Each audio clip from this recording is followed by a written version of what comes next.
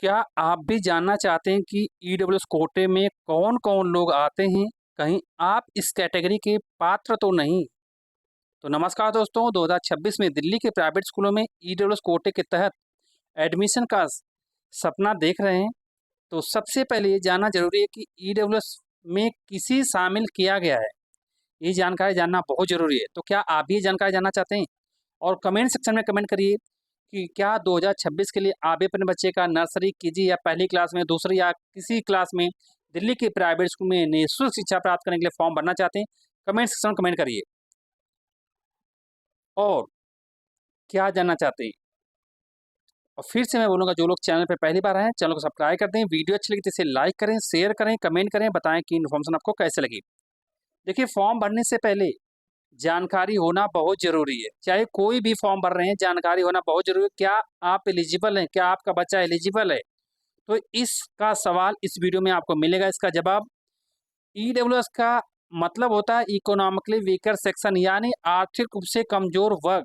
अगर आपके परिवार की सालाना आय 5 लाख रुपए से कम है, यानी पहले 1 लाख रुपए से कम हुआ करती थी, अब 5 लाख से कम है, तो आप ईडब्ल्यूएस कैटेगरी के अंतर्गत आते हैं। आप इसके योग्य हैं, एलिजिबल हैं। और आप जनरल कैटेगरी से आते हैं तो आप ईडब्ल्यूएस के अंतर्गत आवेदन कर सकते हैं। ईडब्ल्यूएस कैटेगरी सिर्फ आय के आधार पर तय होता है, ये किसी जाति धर्म के आधार पर तय नहीं होता है। किसी भी जाति से हों आप, किसी भी धर्म से हों आप, लेकिन अगर आय अगर लेस देन आपकी 5 लाख है, 5 लाख से कम है सालाना आय, तो आपको इस कैटेगरी के अंतर्गत लिया जाता है। आपको ईडब्ल्यूएस के लिए इनकम सर्टिफिकेट देना होता है, जो एसडीएम या तहसीलदार द्वारा जारी किया जाता है। तो आपको समझ में आ गया होगा कि ईडब्ल्यूएस के अंतर्गत कौन-कौन लोग आते हैं। इसमें सभी जाति धर्म के लोग आते हैं, बशर्ते उनकी सालाना इनकम जो है 5 लाख से ज़्यादा नहीं होना चाहिए। पहले 1 लाख से ज़्यादा होने पे वो लोग ईडब्ल्यूएस कैटेगरी के अंतर्गत नहीं आते थे।